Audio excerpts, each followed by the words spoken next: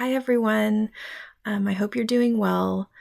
Today, I want to talk about marketing and promoting your play. Last year, I directed a spring musical for middle schoolers and a Christmas musical. And both of those required some marketing and promoting, but they were very different in that the spring musical was the school's first musical production ever. And at that time, I was contracted to direct the play. And so it was just kind of a very new experience for the school. And our cast was very small. It was a fairly small production, a one set play. We did have a live band. We had great tech, but the cast itself was very small. So our concern was, are we going to be able to have a big audience? Will the seats fill? Of course, we could count on parents. And so that's where that discussion of schools a lot of times having that built-in audience already. So it's not the same as a Broadway musical coming to your town and that company having to promote and advertise to get to sell seats. So for schools, you have that that benefit of having a built-in audience already. So we knew for the spring musical that we would at the very least have some families come.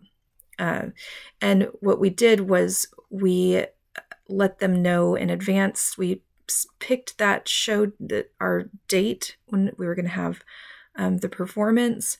And so we let the families know immediately. Once that date was selected, date and time, we put it out there so that they could lock that in on their calendars. So we knew that we could depend on that. However, we were concerned that since it was such a small cast, for our actors, our students that worked so hard on the production, they need to experience the beauty of having a live audience. And so we were really, really concerned about it being just a really small audience. So we did some promotion. We took action by doing some cameos. We had our students, all the cast involved in the cameos. We did some videos and social media promotions, and then we had flyers that we created in Canva. I created those, and then we printed that out and dispersed those throughout the school. And we did not charge for admission. It was a free play. So luckily, all the seats were filled, and it was a small kind of intimate setting. We have the school has two stages, a giant auditorium and then a smaller one. So we had that more intimate experience in the smaller one. And then for the Christmas musical, we knew that we would have a giant audience because that musical incorporated, of course, the musical's cast, which was fairly small. I mean, it was small, like 12 actors were in the play. And then we had some extras for certain scenes that we pulled in and incorporated later. But our main cast was 12 students. However, that musical also incorporated all of 4th through 8th grade. So my students are 6th to 8th grade, but the play had in between scenes different classes come in 4th through 8th to do their little Christmas songs and things. So we knew that our audience would be huge. So we planned to have it in the giant auditorium. And so very little promotion was needed for that, just because, or marketing, very little marketing, because of that built-in audience. However, we still marketed the play. We did not charge. This is a Christmas program for the families. We, of course, weren't going to charge. I kind of wanted to charge even like $1 per seat so that that money could go back into the program. But, that's a creative team decision, and I was outvoted. So that's just how that went, and that was fine.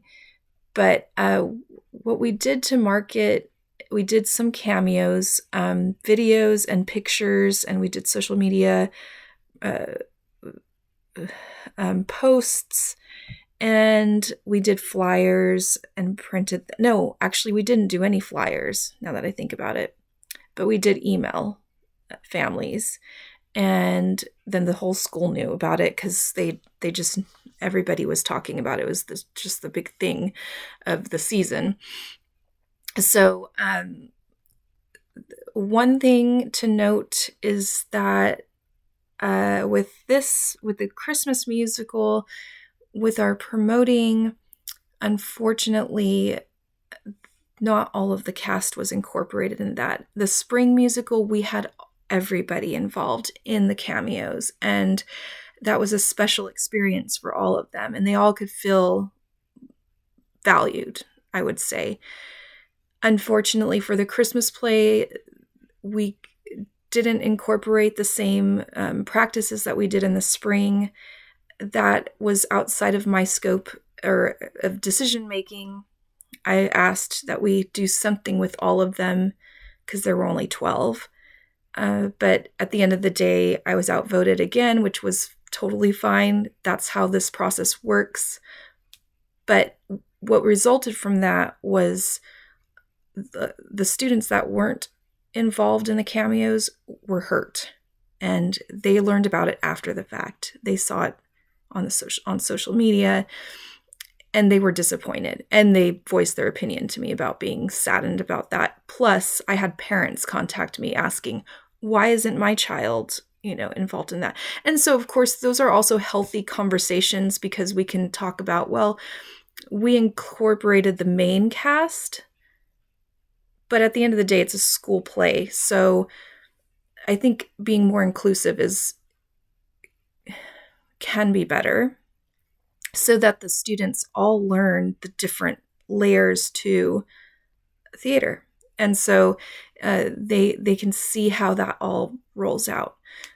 But, you could play devil's advocate and say, well, this is real life, and this is how life is always going to be. You're not always going to get included in everything. Just be happy you have a part in the play. There's those kinds of perspectives that we can look at too. But if I were to do things differently next time, I would try to include everyone, even if not everyone's in a picture or in a video. Let's have everybody there so that they can see behind the scenes how that process goes.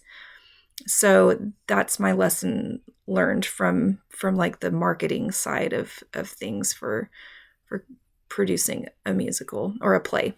So that's it for today. Thank you, and I hope you all have a good day off tomorrow. Bye.